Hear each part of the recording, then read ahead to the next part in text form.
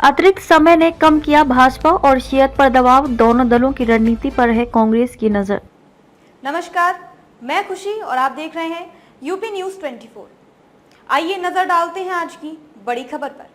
पंजाब में सभी की नजर इस पर है कि भाजपा व श्रोमणी अकाली दल के गठबंधन की घोषणा कब होगी। दरअसल पंजाब में चुनाव अंतिम चरण यानी कि 1 जून को होने के कारण दोनों ही दल किसी जल्दबाजी में नहीं है। दोनों ही दलों को उम्मीद है कि आचार संहिता लागू होने के बाद अब किसान संगठन शंभू और खनौरी बॉर्डर पर से अपना धरना समाप्त कर सकते हैं। धरना खत्म होने पर ही गठबंधन की घोषणा की जाए तो ठीक रहेगा। वहीं मुख्य विपक्षी दल कांग्रेस भी इसी बात का इंतजार कर रहे हैं। शियत किसानों के मुद्दे पर ही भाजपा से अलग हुआ था, अतः गठबंधन से पहले वे आश्वस्त हो जाना चाहता है कि गांवों में खोया उसका जनाधार वापस आ जाएगा। शियत की परेशानी यह है कि शहरी क्षेत्र उसके लिए हमेशा ही कमजोर कड़ी रहे हैं, वहीं ग्रामीण क्षेत्रों में यही स्थिति भाजपा की है। भाजपा शहरों में तो बेहतर प्रदर्शन करती है मगर गांव में उसका प्रदर्शन खराब हो जाता है। ऐसे में अकाली दल से गठबंधन के दौरान शियत ग्रामीण और भाजपा शहरी क्षेत्रों की राजनीति करती थी। अकाली दल से गठबंधन टूटने और 3 कृषि सुधार कानूनों को वापस लेने के बाद भाजपा ने गाँव में जाने की राह तो बनाई, लेकिन बीती 13 फरवरी को किसान संगठनों द्वारा पुनः संघर्ष शुरू करने से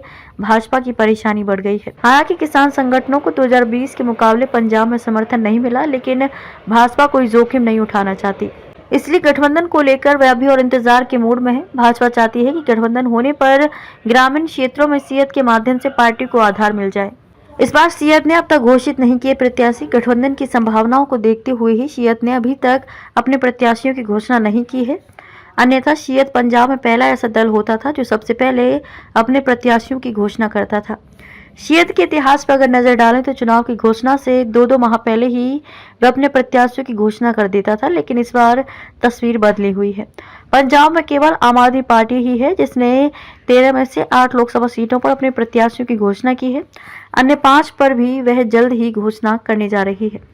शियत भाजपा की रणनीति पर कांग्रेस की नजर। शियत और भाजपा जहां अनुकूल समय का इंतजार कर रहे हैं तो कांग्रेस की नजर इन दोनों पार्टियों पर लगी हुई है। कांग्रेस इस बात का इंतजार कर रही है कि शियत भाजपा की रणनीति कैसी रहती है।